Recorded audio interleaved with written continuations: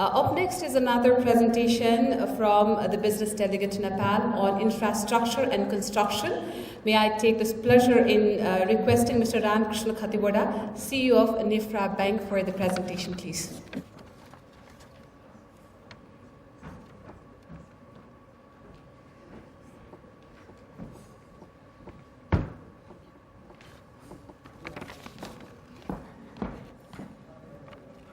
Namaste, ni hao.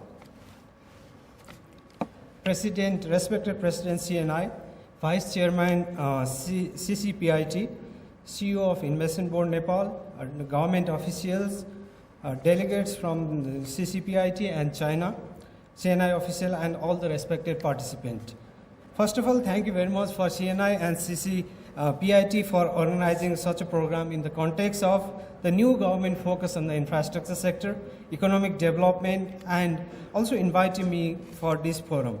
So I have been asked to give presentation on in 5 minutes on the overall infrastructure dynamics. Obviously, it is a very Herculean task. So I try my justice on the timing and briefly touch upon the overall infrastructure development and financing outlook in Nepal. So coming to the context, there is an infrastructure gap. Ultimately, government of Nepal has been investing on predominantly on the infrastructure sector, 63% from the government of Nepal, 30% from the bank and financial institution, remaining by the traditional investor like the EPF, CIT, those are the long-term social securities and the retirement fund. We do need around 15% of total GDP in the infrastructure in the coming decade, but we have not been able to, basically government of Nepal has not been able to invest in that quantum of money. That's why we need the private sector like you, private sector from the Nepal as well as international or foreign direct investment. So, as previously, Right Honorable Prime Minister also committed that the government of Nepal first priority is the infrastructure development, and even we see all the parties manifesto, all the parties are committed to for the infrastructure development in Nepal, and very interestingly, we have found that around 70 to 80% of the projects are very common to each other. So that signifies that their commitment to the infrastructure. But interestingly, the government of Nepal ability to invest in the infrastructure sector is very limited. While we do analysis on the possibility of the government ability in the infrastructure financing, only out of the required 50 billion in the next 5 years, government of Nepal will be able to invest only 22. So the remaining financing have to come from the private sector, and private sector not only Nepal, private sector from around the world. Obviously, China is one of the largest investor in Nepal, and we are hoping to join hand on investing $28 billion in coming days in Nepal's infrastructure sector.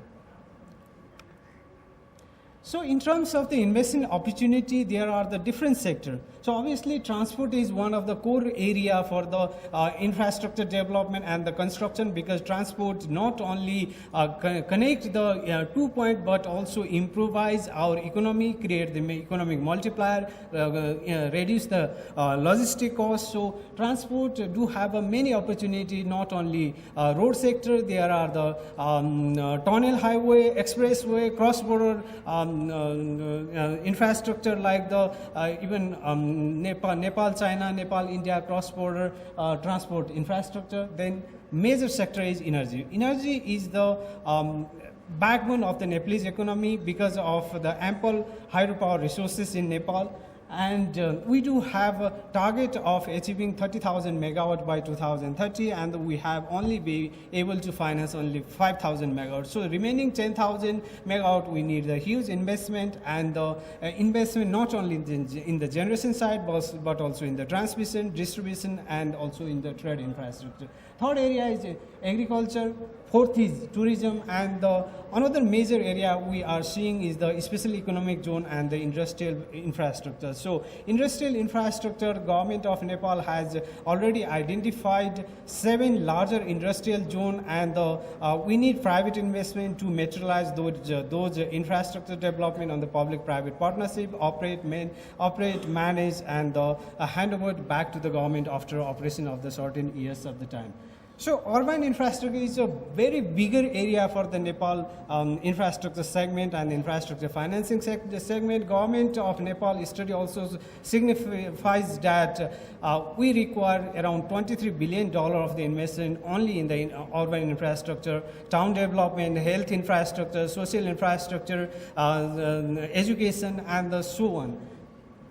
ICT or digital infrastructure are also major area, environmental, water, health, and eco-friendly, because now we must start talking about the green financing, and the eco-friendly or sustainable and the green infrastructure is another area of the investment because of ample level of the green qualified investment project. And we are very fortunate that China is the major green investor around the world, and we are seeing the opportunity, our joint opportunity and joint development of those green infrastructure in Nepal.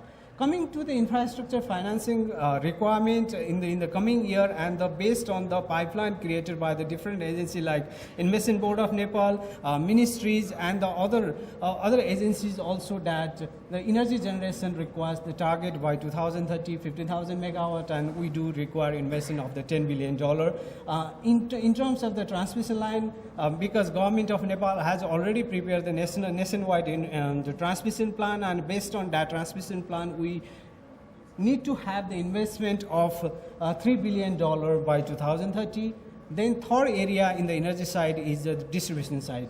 So expansion of the distribution system, smaller capacity transmission line, smart metering, and the infrastructure itself require another $2.5 billion. Transport is another area of the investment which require $15 billion. Industrial infrastructure, national and provincial infrastructure, the 7 industrial park, and these requires $2.35 billion. Special economic zone and the urban infrastructure requires the huge quantum of the investment, and which require not only from the private sector, from the government, private sector, and foreign investor like you. So coming to the why we need to invest in Nepal, and we need to invest in the infrastructure segment in Nepal. Nepal is moving to and progressing the infrastructure ecosystem. Nepal does realize that there is an infrastructure gap, and we have to fulfill those infrastructure gap with the model of the partnership and the collaborative approach. Not only government, private sector, government, BFI, DFIs, international financial institutions, professional bodies like CNI, FNCCI, these are joining hand to work together for the overall infrastructure development in Nepal. And also we do have a very robust institutional framework. We do have the Investment Board of Nepal to facilitate those larger quantum of the investment in Nepal. We do have the implementing ministries, department, agencies. Regulatory bodies also very proactive on the infrastructure development and the infrastructure financing. Even Central Bank of Nepal has directive lending in the energy sector and the agri sector and the related infrastructure segment. Also, Infrastructure Bank, where I am representing Infrastructure Bank, has been working on the developing those infrastructure ecosystem, not only from the financing, from the creating the policy initiative, policy advocacy, creation of the project pipeline, and so on. So, instrument, because investment, not only the direct investment, because there are the different approaches or the different modality of the investment, and the even international investor can join hand with the Nepal government, private sector, infrastructure bank, or similar financial institution on the different financial instrument and the modalities. Like National Infrastructure Pipeline is rightly pointed out by the CEO of Investment Board of Nepal. He has been, and his team has been working on the creating project pipeline. That is one area. Infrastructure bond, that is another area of the investment, because the direct investment obviously may be quite tricky for the new investor like you, or the in this regard even the alternative mode of the investments also are evolving, and these are the quite investment and the investment friendly good opportunity to invest in the Nepalese infrastructure sector. Green bond is another area. Sovereign green bond and InvITs, those are the different kind of the financial institutions those instruments, we can participate, and we invite you to invest in the Nepal, not only directly construction activity, but from the other angle of the alternative financing mechanism, so that we can materialize those infrastructure pipeline into reality and achieve the government target to be the middle income country by 2030. Thank you.